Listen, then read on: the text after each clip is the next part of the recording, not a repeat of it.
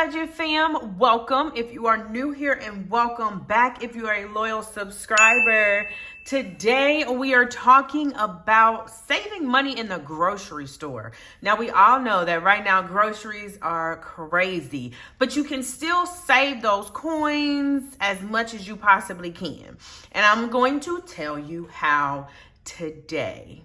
Okay, so in order for you to save money in the grocery store, you have to go into the grocery store being intentional, okay? Word of the day, intentional. So when you're intentional about not only your money, but what you're getting, that is when you are going to save the most money, okay?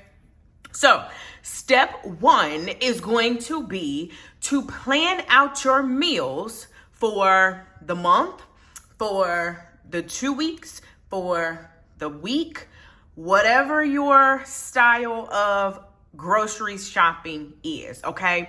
So what does planning for it mean? It means that you are getting a general idea of what you have going on for that week, weeks, or month, okay? So for this example, I only really focus on dinner, okay? Because more of the breakfast is grab and go. Lunch during the school year, kids are eating at school. So it's not really much that I have to pre-plan for that. Of course, I'm still gonna have some cereal. I'm going to have some, bagels, breakfast bars. I'm still gonna house eggs and sausage, bacon, sometimes when we need it. But for the most part, it's stuff that they can just grab and go. I know for a while, my husband was heavy on the honey buns. So I would always make sure that we had honey buns. Again, grab and go, okay?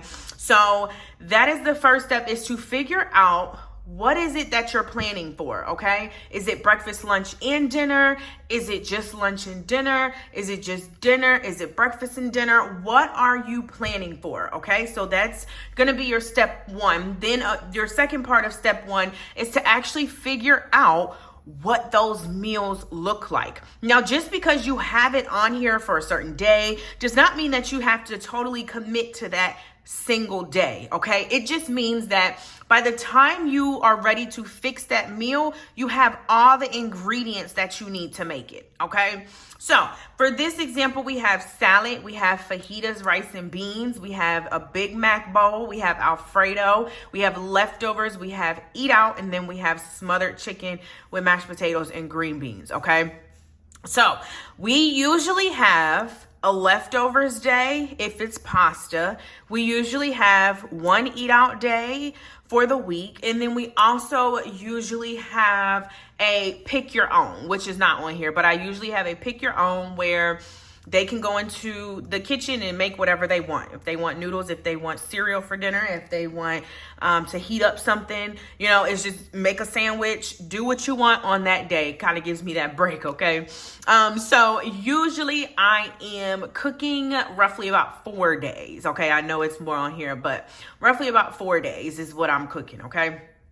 And depending on what you have going on as well. So that's why it's also good to pre-plan. So if you have events that you're going to, of course, you're not going to want to plan the meal except for the eat out part. So planning the meal: salad, fajita, rice and beans, Big Mac bowl, Alfredo, smothered chicken with mashed potatoes and green beans. Does not mean that we have to eat it on that particular day, like I said, but just get a general idea of what you guys want to eat, depending on what you normally eat, okay? Depending on what your family is, comfortable with. Because a lot of people say, well, I have picky eaters. Well, go ahead and put your meals based around what your family is going to actually eat. Okay, so that is step one. Step one is to pre-plan your meals, whether that's breakfast, lunch, dinner, or just one or just two, however you want to do it. But that is step one. All right, moving on to step two. Step two is you are going grocery shopping in your own home. So you're going to need to know what each of these meals are going to need in order for you to make it. So when you get that, you're going to go into your pantry, your deep freezer, your freezer, your fridge, you are going to see what ingredients you already have. Now, I know I cannot see you, but if I were to ask how many of you guys double buy things, I'm sure I would get a few of them. If I if I asked you guys how many times did you forget something, you're gonna know that you forgot something because you did not write it down. Okay, if I were to ask you how many times you have put stuff in your deep freezer and then you put the new stuff on top and then you put the new stuff on top and new stuff on top and you never rotated it, so now you got old meat down there that you have not even cooked, but you continue to go ahead and buy some more, I'm sure I would get some me's. Okay, so in order to avoid all of that and avoid wasting money and wasting food, we're gonna go based off what we actually need. So if I needed the salad, the actual lettuce, I would put lettuce on my list because I actually needed it. Okay, I did not have it at my house. So I'm gonna go through and see, do I have any ingredients for fajitas, rice, and beans? Okay, do I have any ingredients to make the Big Mac bowl? Do I have any ingredients for the Alfredo? Do I have any ingredients for the smothered chicken, mashed potatoes, and green beans? If you do, it does not go on the list. If you don't, it does make it to the list. Okay, y'all get where I'm going with this. So step 2 is to see what you already have. Now, of course, if you don't have a lot of it, then you're going to want to put it on the list so that you can have enough to make whatever it is you want to make. Okay, so in that case, you may have it, but it just may not be enough. So it's still going to make the list. Once you are finished doing that, then you're going to look at your normal things like milk, eggs, cheese, butter, some people like to keep rice and, stuff like that. So just looking at the stuff that you would normally get regardless, all right, that you always keep on hand. So that's going to be after you find out what you actually need from the grocery store, then go in and do your common things. And then you don't want to forget your, snacks, juice. If that's what you want to get, you can also make sure that you're checking those as well. Okay, so step 2 is to see what you already have at home and then build out your list of what you actually need. Okay, then your step 3. Your step 3 is going to be, you're going into the grocery store with a certain amount of money. So I need you to choose what your money amount is, okay? Is it $100 a week? Is it $150 a week? Is it $180 a week? Is it $300 a week? What is the number that is the lowest possible for, you have to take in consideration how many people you're feeding, where you're shopping at, and also where you live, okay? Because some places are just extremely high. So you want to make sure that you have your certain amount. When you have your certain amount, you have your list, you know what you need, you've had the pantry inventory, right?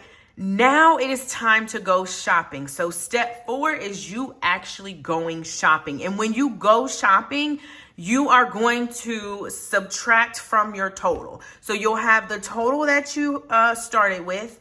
And then as you're putting things in your cart off of your list, you're going to subtract. So let's say we did put the milk into the cart. We are going to now subtract the milk price from the total that we were giving ourselves.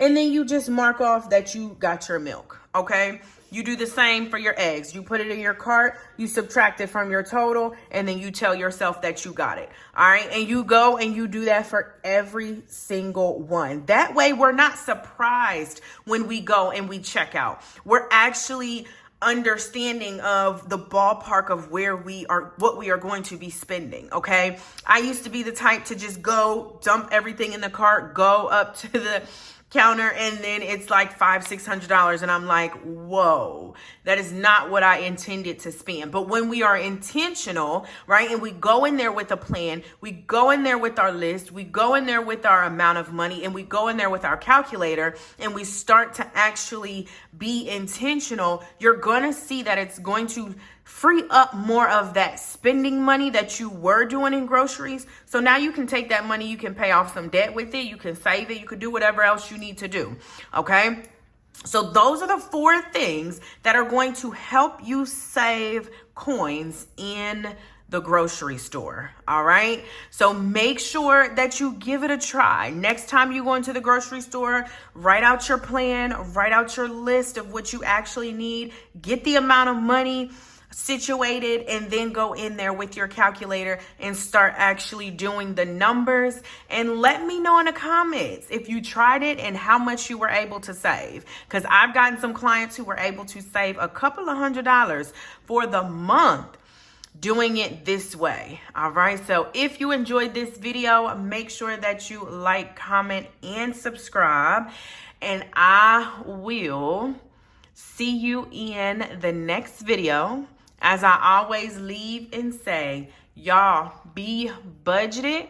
Make sure that you are healing the past so that you are able to budget the present so that you can free your future.